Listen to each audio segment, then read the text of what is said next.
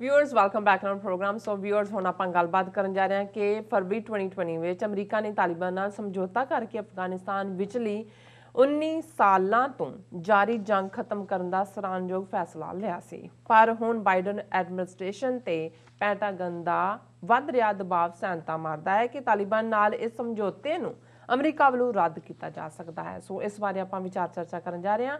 ਸੋ ਅਸੀਂ ਚਾਹਾਂਗੇ ਕਿ ਤੁਸੀਂ ਨਾਲ ਇਸੇ ਤਰ੍ਹਾਂ ਹੀ ਬਣੇ ਰਹਿਣਾ, ਦੇਖਣ ਸੁਣੀਆਂ ਲਿਖਣ ਲਈ ਤੁਹਾਡਾ ਸਭ ਦਾ बहुत बहुत शुक्रिया जी। डॉक्टर साहब की विचार हैं? देखो, इस इशू ते गल करन तो पहला जुबेर याकूब साहब साडे बड़े रैगूलर व्यूअर ने, न्यूयॉर्क च रहिंदे ने, आलमोस्ट हर प्रोटेस्ट दे विच भी हिस्सा हुंदे ने। उन्होंने पुछया कि खालसा डे पैरेड जिहड़ी आम तौर ते अप्रैल के अखीरले हफ्ते च हुंदी है इस साल होएगी कि नहीं। अजे तक मेरे को इस बारे कोई जानकारी नहीं है, क्योंकि रीस्प्रैड भी हो रहा कोविड-19 का और उन्होंने लैके शायद जड़ियाँ सिटी च अजे रेस्ट्रिक्शनस का दौर जारी रहे, पर जदों ही इस बारे कोई पुख्ता जानकारी होएगी उस बारे असी शेयर करांगे। इस तरह साडे वीर कमलजीत सिंह जी ने सरदूल सिकंदर के हवाले नाल KP गिल के दौर च जदों कि इन्हां ने एक कल्चरल दे नां थले एक इस किस्म की मुहिम जी पुलिस स्पॉन्सर्ड सी शुरू की, उहदे च उन्होंने कहा भी इन्हां दा रोल पॉजिटिव नहीं सी, क्योंकि जिवें मैं कहा भी मैं कोई बहुत जानता नहीं, लेकिन जिन्ना क अज मैं देखा उस ते ही बेस्ड मैं अपना रिएक्शन दिता है। पर तुहाडा पॉइंट भी वैल टेकन है। गल हुण असीं अफगानिस्तान के हवाले नाल कर रहे हैं, उस खिते च ही नहीं जे देखा जाए कुल मिला के ये वो खिता है जे उस खिते नूं तुसीं इंसानी इतिहास के 8-10 हज़ार साल के पीरीयड नाल जोड़ के देखो तो उन्हां दी जिथे उन्हां दा अपना जीवन ढंग हमेशा टफ है, जिंदगी टफ है, एक्सट्रीम ठंड है और कोई बहुत उन्हां दे अपने साधन नहीं ने। लेकिन इहदे च भी कोई शक नहीं है कि जिहड़ी चीज़ ने उन्हां दी फियरसली इंडिपेंडेंट स्पिरिट नूं कायम रखिया वो है उन्हां दा खुद मुख्तियार, उन्हां दा अपने आप च विश्वास और उन्हां दी कबीलियां दी एक अपनी इंडिपेंडेंस। और ये जड़ा कबीला करैक्टर है बाजार है, इस्लाम लगभग 1450-1500 साल पहला आया, उस तो भी पहला एग्जिस्ट करते सी और बाद च इस्लाम के आन नाल जिहड़ा है वो अफगानिस्तान आलमोस्ट जिहड़ा है वो इस्लाम के दायरे दे विच है। और जे असीं पिछलियां सदियां की हिस्टरी देख लईए तो फिर ये कोई शक नहीं है कि उस धरती ते वड्डे वड्डे एम्पायर्स की जिहड़ी है वो कबर बनी है। उहदे च ब्रिटिश एम्पायर जिहड़ा कदे भी उन्होंने नहीं जित सकिया, उन्होंने अपनी नीति रखी, दरा खैबर ते ही रुके जिथे कि जनरल हरी सिंह नलूए ने जो बॉर्डर अपने पीरियड च ड्रॉ किया सी, उस तो अगे वो भी नहीं गए। और हालां उन्होंने कोशिश रही कि अफगानिस्तान दे विच फ्रेंडली रजीम रहे। बेशक लेटर ऑन जदों प्रो ब्रिटिश या प्रो वैसट बादशाह उत्थे रहे, एस्टैबलिश भी किए और किंग ज़ाहिर शाह उस थां ते, पर एक पीरीयड ये आया कि वो भी एग्जाइल दे विच गया, क्योंकि जदों सोवियत यूनीयन ने अपना दायराकार सैकेंड वर्ल्ड वॉर तो बाद वधाया तो ज़ाहिर है अफगानिस्तान उन्हां दी स्पैल च गया। पर जदों उन्होंने उसका कम्युनिस्टीकरण करना चाहे और फौज भेजी तो फिर असी देखते हैं कि भाई वही अफगान फिर खलोते। और एक वक्री कहानी है भी अमरीका ने जिहड़ी अफगान स्पिरिट जिहड़ी कि अपनी आज़ादी लई सी उहनूं किवें अपना एजेंडा जिहड़ा सोवियत यूनीयन नूं डिफीट करन दा सी, रिवेंज भी सी वियतनाम वॉर दा, दुनिया च जिहड़ी कोल्ड वॉर चल रही सी इन्हां दो सुपर पावर्स विचाले उहदे च भी जिहड़ी है सरदारी हासिल करना इन्हां दा रोल सी। किवें इन्हां ने मजहब नूं विच लिआंदा, जिहाद दा कानसैप्ट, मुजाहिदीन, और वो फिर स्ट्रगल कल्ली अफगान वर्सेस सोवियत यूनीयन नहीं रही, उस सारा इस्लामिक वर्ल्ड जिहड़ा इस्लाम दी स्पिरिट नाल, जिहाद दी स्पिरिट नाल, और ज़ाहिर है कम्युनिज़म जिहड़ा रब च यकीन नहीं रखदा वो फिट भी बैठदा सी उस सारे। पर इस सारे कानसैप्ट नूं अमरीका ने अपने मुफाद लई वरत के फिर अफगानां नूं भी अबैंडन किया और सोवियत यूनीयन के खिलाफ स्ट्रगल च 1 मिलियन अफगान मारिया गया, 2 मिलियन जख्मी हुंदा है और ये उन्होंने छड़ के फरदर ਜਿਹੜੀ ਹੈ ਉਹਨਾਂ ਨੂੰ ਸਿਵਲ ਵਾਰ ਵੱਲ ਧੱਕ ਦਿੱਤਾ ਜਾਂਦਾ ਹੈ, ਕਿਉਂਕਿ 1999-90 ਤੱਕ ਰੂਸ ਉੱਥੋਂ ਨਿਕਲਦਾ ਹੈ। ਔਰ ਅਗਲੇ ਫਿਰ ਅਸੀਂ ਦਹਾਈ 'ਚ ਦੇਖਦੇ ਹਾਂ ਕਿ ਉੱਥੇ ਜਿਹੜੇ ਅੱਡ-ਅੱਡ ਕਬੀਲੇ ਨੇ, ਜਿਹੜਾ ਉਹਨਾਂ ਦਾ ਟ੍ਰੈਡੀਸ਼ਨਲ ਆਪਸ 'ਚ ਲੜਾਈ ਪੜਾਈ ਵੀ ਹੈ, ਔਰ ਉਸ ਸਾਰੇ ਦੇ ਵਿੱਚ ਉਹ ਉਲਝਾ ਦਿੱਤੇ ਜਾਂਦੇ ਨੇ। ਜਦੋਂ ਤੱਕ ਤਾਲਿਬਾਨ ਜਿਹੜੇ ਜ਼ਾਹਰ ਹੈ ਪਸ਼ਤੂਨ ਜੋ ਵੀ ਲਫ਼ਜ਼ ਅਸੀਂ ਇਸਤੇਮਾਲ ਕਰਦੇ ਹਾਂ, ਉਹਨਾਂ ਦੀ ਡੋਮੀਨੈਂਸ ਵਾਲਾ ਜਿਹੜਾ ਹੈ ਉਹਨਾਂ ਦੀ ਉਹ ਆਰਗੇਨਾਈਜੇਸ਼ਨ, ਹਾਲਾਂ ਹੈ ਤਾਂ ਸਟੂਡੈਂਟ ਤਾਲਿਬੇ ਇਲਮ ਸਨ, ਲੇਕਿਨ ਕਿਉਂਕਿ ਪਹਿਲਾਂ ਜਿਹਨੂੰ ਅੱਜ ਅਮਰੀਕਾ 'ਚ, ਕਿਉਂਕਿ ਅੱਜ ਮੈਂ ਇਹ ਗੱਲ ਇਸ ਲਈ ਵੀ ਕਰ ਰਿਹਾ ਕਿ ਅਮਰੀਕਾ ਦੀ ਸੈਨੇਟ ਦੇ ਜਿਹੜੀ ਹੈ ਸੈਨੇਟ ਦੇ ਵਿੱਚ, ਕਾਂਗਰਸ ਦੇ ਵਿੱਚ ਇਸ ਮੁੱਦੇ ਦੇ ਉੱਤੇ ਹੀਅਰਿੰਗ ਚੱਲ ਰਹੀ ਹੈ ਕਿ ਜਿਹੜਾ ਫਰਵਰੀ 2020 ਦੇ ਵਿੱਚ ਅਮਰੀਕਾ ਔਰ ਤਾਲਿਬਾਨ ਨੇ ਆਪਸ ਦੇ ਵਿੱਚ ਸਮਝੌਤਾ ਕੀਤਾ, ਅਮਨ ਮੁਸ਼ਾਹਿਦਾ, ਅਮਨ ਡੀਲ, ਉਹ ਕੰਟੀਨਿਊ ਰਹੇ ਜਾਂ ਨਾ ਰਹੇ, ਕਿਉਂਕਿ 1 ਮਈ ਤੱਕ ਸਾਰੀਆਂ ਅਮਰੀਕਨ ਫੌਜਾਂ ਵਾਪਸ ਆਉਣ ਦਾ ਮੁਕਾਮ ਹੈ। ਪਰ ਮੈਂ ਬਰੀਫ 'ਚ ਦੱਸਦੇ ਹਾਂ ਕਿ ਫਿਰ 9/11 ਨੇ ਇੱਕ ਵਾਰ ਫਿਰ ਉਸ ਫੋਕਸ ਨੂੰ ਬਦਲਿਆ। ਇਸ ਵਾਰ ਅਫਗਾਨ ਲੋਕ ਐਲਾਈ ਨਹੀਂ ਸੀ ਅਮਰੀਕਾ ਦੇ, ਜਿਵੇਂ ਸੋਵੀਅਤ ਯੂਨੀਅਨ ਦੇ ਖਿਲਾਫ ਲੜਾਈ ਵੇਲੇ ਸੀ, ਉਹ ਟਾਰਗੇਟ ਸੀ। ਔਰ ਕਿਵੇਂ 9/11 ਤੋਂ ਬਾਅਦ ਲਗਭਗ 18 ਸਾਲ 19 ਸਾਲ ਇਹ ਅਮਨ ਸਮਝੌਤਾ ਹੋਣ ਤੋਂ ਪਹਿਲਾਂ ਅਮਰੀਕਾ ਨੇ ਆਪਣੇ ਫੌਜੀ ਮਾਈਟ ਨੂੰ ਉਹਨਾਂ ਦੇ ਉੱਤੇ ਜਿਹੜਾ ਥੋਪਿਆ, ਉਹ ਰੋਜ਼ੀ ਕਟਰ, ਡੇਜ਼ੀ ਕਟਰ, ਕਿੰਨੇ ਮਾਰੇ, ਕਿੰਨੇ ਜ਼ਖਮੀ ਕੀਤੇ, ਟਰਮ ਕੋਲੇਟਰਲ ਡੈਮੇਜ ਕੱਢਿਆ। ਔਰ ਅਲਟੀਮੇਟਲੀ ਹੋਇਆ ਇਹੀ, ਜਿਹਨੂੰ ਇੱਕ ਨੇ ਇਹ ਜਰਨਲਿਸਟ ਨੇ ਟਰਮ ਯੂਜ਼ ਕੀਤੀ ਸੀ ਕਿ ਸੁਪਰ ਪਾਵਰ ਡਿਫੀਟਡ ਬਾਈ ਕੇਵਮੈਨ, ਕਿ ਜਿਹੜੇ ਗੁਫਾਵਾਂ 'ਚ ਰਹਿਣ ਵਾਲੇ, ਕਿਉਂਕਿ ਅੱਜ ਵੀ ਜਿਹੜੇ ਮੈਜੋਰਿਟੀ ਅਫਗਾਨ ਨੇ ਉਹਨਾਂ ਦਾ ਲਾਈਫ ਸਟਾਈਲ ਉਹੀ ਹੈ ਜੋ ਸਦੀਆਂ ਤੋਂ ਸੀ, ਔਰ ਉਹ ਵੀ ਹਥਿਆਰਾਂ ਦੇ ਨਾਲ, ਔਰ ਇੰਡੀਪੈਂਡੈਂਸ ਦੀ ਸਪਿਰਿਟ, ਔਰ ਸਾਦਾ ਜਿਹਾ ਉਹਨਾਂ ਦਾ ਜੀਵਨ। ਔਰ ਇਹ ਜਿਹੜੀ ਡਿਫੀਟ ਜਿਹਨੂੰ ਅਮਰੀਕਾ ਇੱਕ ਫੇਸ ਸੇਵਿੰਗ ਦੇ ਤੌਰ 'ਤੇ ਅਮਨ ਸਮਝੌਤਾ ਹੋਇਆ, ਤਾਲਿਬਾਨ ਜਿਹੜੇ ਮੇਨ ਧਿਰ ਸੀ, ਮੰਨ ਲਿਆ ਗਿਆ ਕਿ ਭਾਈ ਕਿਉਂਕਿ ਆਲਰੇਡੀ 70% ਤੋਂ ਜ਼ਿਆਦਾ ਟੈਰੀਟਰੀ ਉਹਨਾਂ ਦੇ ਕੋਲ ਹੈ, ਕਾਬਲ ਜਦੋਂ ਮਰਜ਼ੀ ਉਹ ਚਾਹੁੰਦੇ ਨੇ ਜਿੱਥੇ ਮਰਜ਼ੀ ਸਟ੍ਰਾਈਕ ਕਰਦੇ ਨੇ। ਪਰ ਇਸ ਦੌਰ 'ਚ ਕਿਉਂਕਿ ਉੱਥੇ ਮਲਟੀਪਲ ਐਕਟਰਸ ਨੇ, ਉਹਦੇ 'ਚ ਇੱਕ ਇਜ਼ਰਾਈਲ ਦਾ ਰੋਲ ਹੈ, ਇੰਡੀਆ ਦੀ ਇੱਕ ਬਹੁਤ ਵੱਡੀ ਪਾਰਟਿਸਪੇਸ਼ਨ ਹੈ, ਹੋਰ ਵੀ ਪਾਵਰਸ ਉੱਥੇ ਵਿੱਚ ਜਿਹੜੀਆਂ ਨੇ, ਚਾਈਨਾ ਦਾ ਵੀ ਆਫ ਕੋਰਸ ਇੰਟਰਸਟ ਹੈ।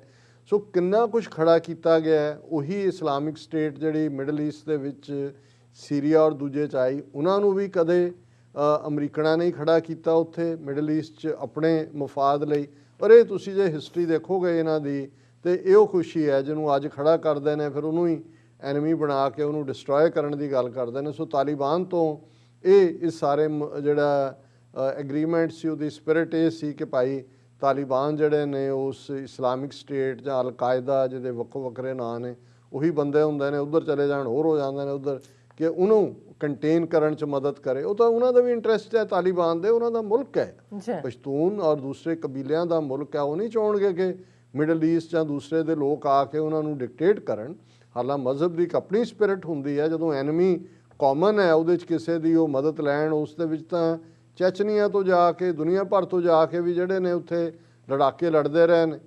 ਸੋ ਕੁੱਲ ਮਿਲਾ ਕੇ ਇਸ ਵੇਲੇ ਇਸ ਅਮਨ ਸਮਝੌਤੇ ਤੋਂ ਇਹ ਆਸ ਸੀ। ਔਰ ਟਰੰਪ ਐਡਮਿਨਿਸਟ੍ਰੇਸ਼ਨ ਨੂੰ, ਜਿੱਥੇ ਅਸੀਂ ਵੀ ਨੈਗੇਟ ਕਰਦੇ ਹਾਂ ਉਹਦੀਆਂ ਗਲਤ ਨੀਤੀਆਂ ਕਰਕੇ, ਇੱਕ ਗੱਲ ਚੰਗੀ ਸੀ ਕਿ ਉਹਨੇ ਕੋਈ ਨਵੀਂ ਜੰਗ ਨਹੀਂ ਵਿੱਢੀ, ਔਰ ਉਹਨੇ ਘੱਟੋ ਘੱਟ ਅਫਗਾਨਿਸਤਾਨ ਜੰਗ ਦਾ, ਜਿਹਦੇ ਲਈ ਕਈ ਸਾਲਾਂ ਤੋਂ ਹੀ ਜਿਹੜੀ ਹੈ ਜ਼ਲਮੇ ਖਲੀਲਜ਼ਾਦ ਰਾਹੀਂ ਗੱਲਬਾਤ ਹੋ ਰਹੀ ਸੀ, ਉਹਨੂੰ ਸਿਰੇ ਚਾੜਿਆ ਹੁਣ। ਔਰ ਉਦੋਂ ਵੀ ਪੈਂਟਾਗਨ ਜਿਹੜੀ ਤਾਕਤ ਰੀਅਰ ਉੱਥੇ ਲਾਈ ਕਰਦੀ ਹੈ। ਦੇਖੋ ਜਿਵੇਂ ਭਾਰਤ ਦੇ ਵਿੱਚ ਸਾਇਚਿਨ ਗਲੇਸ਼ੀਅਰ ਨੂੰ ਲੈ ਕੇ ਜਦੋਂ ਸਮਝੌਤਾ ਹੋਣ ਵੀ ਜਾ ਰਿਹਾ ਸੀ, ਇੰਡੀਅਨ ਆਰਮੀ ਜਿਨ੍ਹਾਂ ਦੇ ਆਪਣੇ ਇੰਟਰਸਟ ਹੁੰਦੇ ਨੇ, ਇਸੇ ਤਰ੍ਹਾਂ ਈਵਨ ਪਾਕਿਸਤਾਨ ਦੇ ਹਵਾਲੇ ਨਾਲ ਵੀ, ਜਿੱਥੇ ਉਹਨਾਂ ਨੂੰ ਲੱਗਦਾ ਹੈ ਕਿ ਵੀ ਉਹਨਾਂ ਦੇ ਇੰਟਰਸਟ ਜਿਹੜੇ ਨੇ ਆਰਮੀ ਦੇ ਹੁੰਦੇ ਨੇ, ਉਹ ਜ਼ਰੂਰ ਬਲੌਕ ਕਰਦੇ ਹੋਣਗੇ। ਪਰ ਬਹੁਤ ਘੱਟ ਨੂੰ ਪਤਾ ਹੈ ਕਿ ਇੱਥੇ ਅਮਰੀਕਾ ਵਰਗੀ ਜਿਹੜੀ ਆਪਣੇ ਆਪ ਨੂੰ ਡੈਮੋਕ੍ਰੇਸੀ ਕਹਿੰਦੀ ਹੈ, ਪੈਂਟਾਗਨ ਬਹੁਤ ਪਾਵਰਫੁਲ ਹੈ। ਔਰ ਜਦੋਂ ਕਿਤੇ ਜੰਗਾਂ ਹੁੰਦੀਆਂ ਨੇ ਜਾਂ ਸੋ ਕਾਲਡ ਰੀਕਨਸਟਰਕਸ਼ਨ ਹੁੰਦੀ ਹੈ, ਤੇ ਇਹ ਯਾਰ ਬਾਸ਼ੇ ਬਿਲੀਅਨਸ ਆਫ ਡਾਲਰ ਜਿਹੜੇ ਅਮਰੀਕਨ ਟੈਕਸਪੇਅਰ ਮਨੀ 'ਚੋਂ ਕੱਢੇ ਜਾਂਦੇ ਨੇ, ਉਹ ਇਹ ਨਹੀਂ ਹੁੰਦਾ ਵੀ ਉੱਥੇ ਲੋਕਾਂ ਨੂੰ ਵੰਡ ਰਹੇ ਹੁੰਦੇ ਨੇ, ਉਹਨਾਂ 'ਚੋਂ ਵੱਡਾ ਹਿੱਸਾ ਇਹ ਖਾ ਰਹੇ ਹੁੰਦੇ ਨੇ। ਸੋ ਇਹਨਾਂ ਦਾ ਇੰਟਰਸਟ ਹੁੰਦਾ ਹੈ ਕਿ ਠੁਕ ਠੁਕਾ ਲੱਗਾ ਰਹੇ, ਫੰਡਸ ਉਸ ਪਾਸੇ ਜਾਂਦੇ ਰਹਿਣ, ਇਹਨਾਂ ਦੇ ਯਾਰ ਬਾਸ਼ੇ ਵੀ ਰੱਜਦੇ ਰਹਿਣ। ਸੋ ਉਦੋਂ ਵੀ ਜਦੋਂ ਟਰੰਪ ਨੇ ਫੈਸਲਾ ਲਿਆ, ਪੈਂਟਾਗਨ ਰਾਜੀ ਨਹੀਂ ਸੀ। ਔਰ ਦੂਜਾ, ਪਰ ਉਹ ਇਹ ਦੇਖ ਚੁੱਕਾ ਸੀ ਕਿ ਲੜਾਈ ਅਸੀਂ ਹਾਰ ਚੁੱਕੇ ਹਾਂ, ਇਸ ਇੱਕ ਜਿਹੜਾ ਹੈ ਉਹ ਵਾਪਸ ਜਿਹੜੀ ਹੈ ਸਾਨੂੰ ਫੇਸ ਸੇਵਿੰਗ ਮਿਲੇ। ਔਰ ਇਸ ਵੇਲੇ 2500 ਦੇ ਕਰੀਬ ਅਮਰੀਕਨ ਸੋਲਜਰ ਉੱਥੇ ਨੇ, ਨੈਟੋ ਦੇ ਨੇ। ਨੈਟੋ ਦਾ ਦੇਖ ਰਿਹਾ ਜਦੋਂ ਅਮਰੀਕਾ ਨੇ ਕੰਪਲੀਟ ਵਿਦਡਰਾਅਲ ਕੀਤੀ, ਉਹਨਾਂ ਨੇ ਵੀ ਕਰਨੀ ਹੈ। ਪਰ ਕਿਉਂਕਿ ਟਰੰਪ ਨੇ ਦੂਸਰੇ ਪਾਸੇ ਜਾਂਦੇ ਜਾਂਦੇ ਚਾਈਨਾ ਨੂੰ ਜਿਹੜਾ ਮੇਨ ਐਨਮੀ ਐਲਾਨ ਕੇ ਉਹ ਪਾਲਿਸੀ ਜਿਹੜੀਆਂ ਬਾਈਡਨ ਐਡਮਿਨਿਸਟ੍ਰੇਸ਼ਨ ਨੇ ਕੰਟੀਨਿਊ ਰੱਖਣੀ ਹੈ। ਹੁਣ ਇਸ ਗੱਲ ਦੇ ਉੱਤੇ ਡਿਬੇਟ ਹੋ ਰਹੀ ਹੈ ਵਿਦਨ ਬਾਈਡਨ ਐਡਮਿਨਿਸਟ੍ਰੇਸ਼ਨ ਕਿ ਇਹ 1 ਮਈ ਤੱਕ ਜਿਹੜੀ ਵਿਦਡਰਾਅਲ ਹੈ ਇਸ ਨੂੰ ਮੰਨਿਆ ਜਾਏ। ਜੋ ਦੋ ਖਬਰਾਂ ਸਾਈਮਲਟੇਨੀਅਸਲੀ ਅੱਜ ਅਸੀਂ ਮੀਡੀਆ 'ਚ ਦੇਖਦੇ ਹਾਂ, ਇੱਕ ਪਾਸੇ ਤਾਂ ਇਹ ਹੈ ਕਿ ਅੱਜ ਜਿਹੜਾ ਅਮਰੀਕਾ ਦਾ ਸਾਬਕਾ ਜਿਹੜਾ ਜਨਰਲ ਜੋਸਫ ਡਨਫੋਰਡ, ਉਹਨੇ ਜਿਹੜਾ ਉਹ ਟੈਸਟੀਫਾਈ ਕੀਤਾ ਇਸ ਵੇਲੇ ਜਿਹੜਾ ਇੱਕ ਹੀਅਰਿੰਗ ਦੇ ਵੇਲੇ, ਔਰ ਉਹਦੇ 'ਚ ਉਹਨੇ ਇੱਕ ਗੱਲ ਕਹੀ ਹੈ ਕਿ ਜੀ ਇਹ ਜਿਹੜਾ US ਵਿਦਡਰਾਅਲ ਜਿਹੜੀ ਹੈ ਉੱਥੋਂ ਉਹ ਸਿਵਲ ਵਾਰ ਨੂੰ ਪ੍ਰੈਸੀਪੀਟੇਟ ਕਰ ਸਕਦੀ ਹੈ।